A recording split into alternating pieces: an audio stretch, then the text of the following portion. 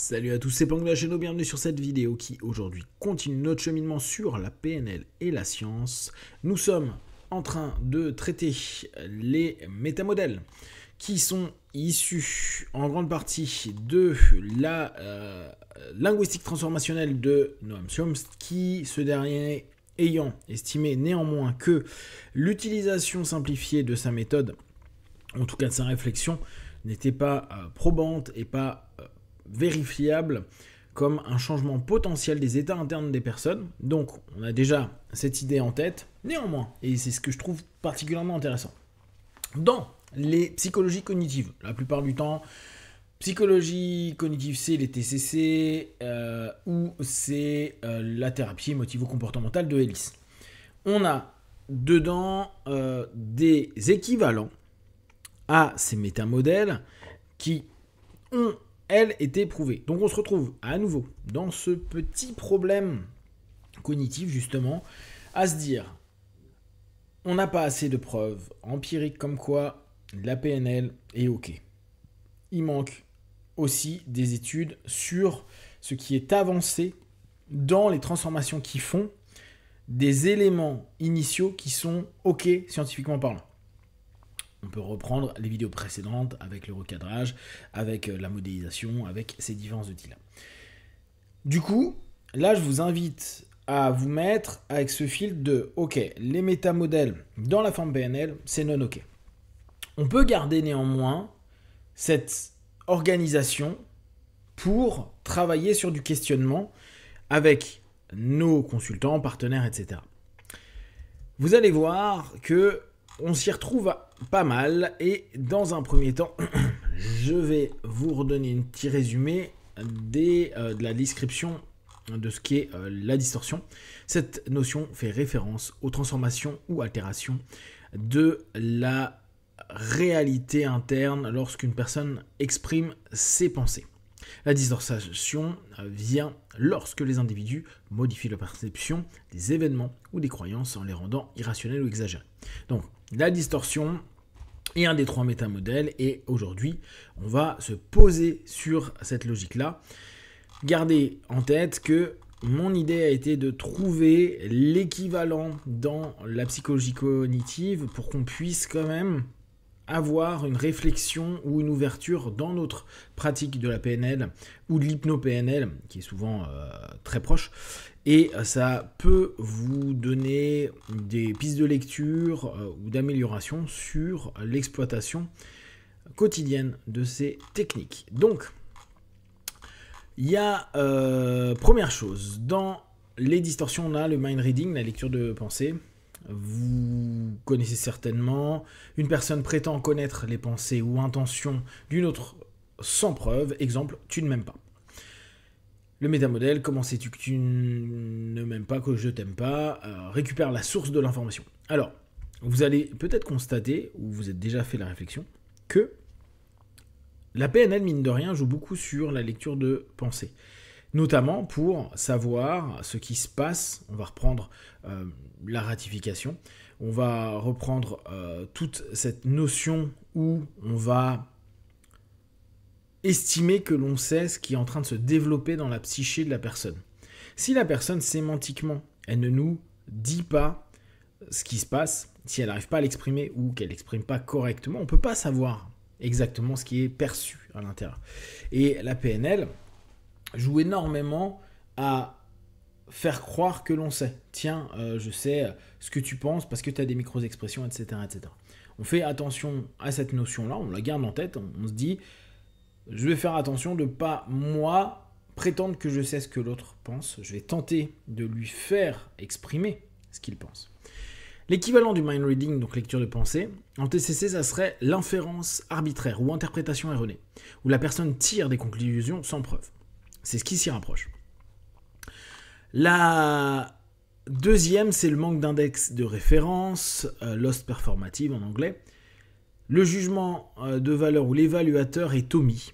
Exemple, c'est mal d'être incohérent. Le métamodèle qui te dit que c'est mal récupère la source de la croyance. Donc, on va aller chercher d'où vient cette référence à un moment donné. Il y a un équivalent en TCC qui nomme croyance irrationnelle.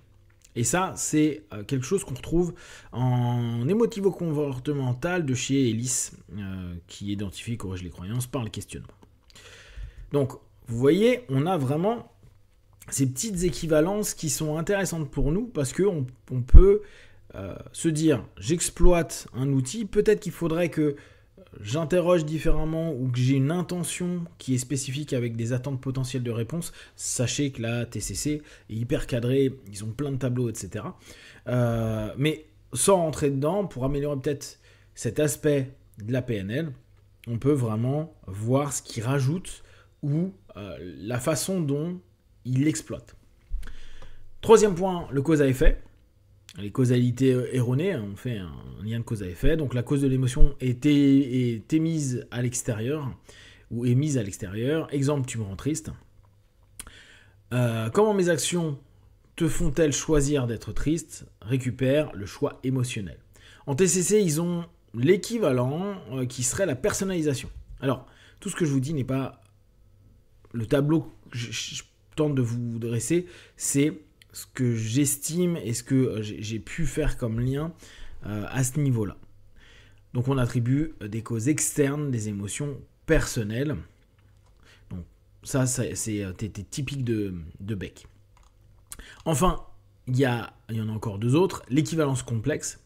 Deux expériences sont perçues comme synonymes. Elle crie toujours, donc elle ne m'aime pas. Le métamodèle, comment le fait de crier signifie qu'elle ne t'aime pas. Ça, c'est le questionnement qu'on va poser.